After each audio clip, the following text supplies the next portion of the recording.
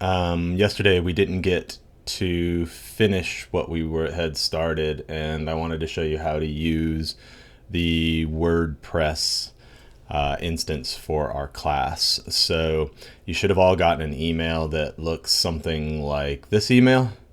To sign into it, all you're going to do is follow this link here. Once it opens, if it opens,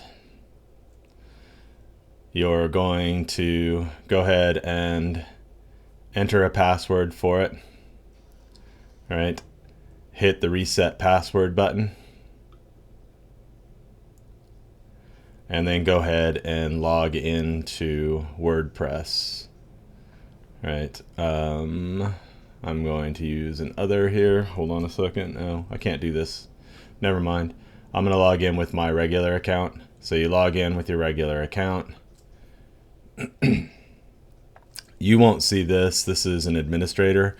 What you will see though is an area where you can post. All you have to do is go to posts, hit add new, and you can get rid of that box, and you can start typing. This is an intro post.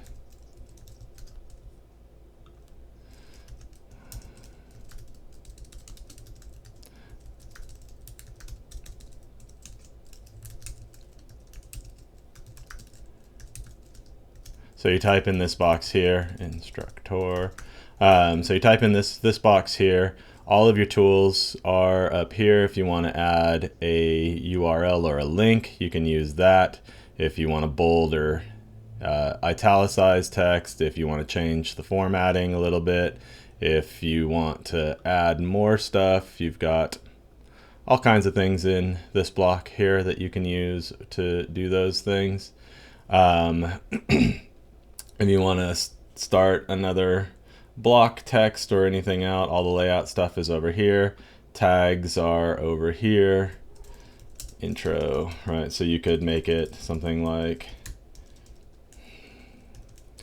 intro, hit that, and then the author, obviously me, but you can choose whoever, right? That's who I had set up earlier, right? So we'll make it student McStudent. Post format is standard.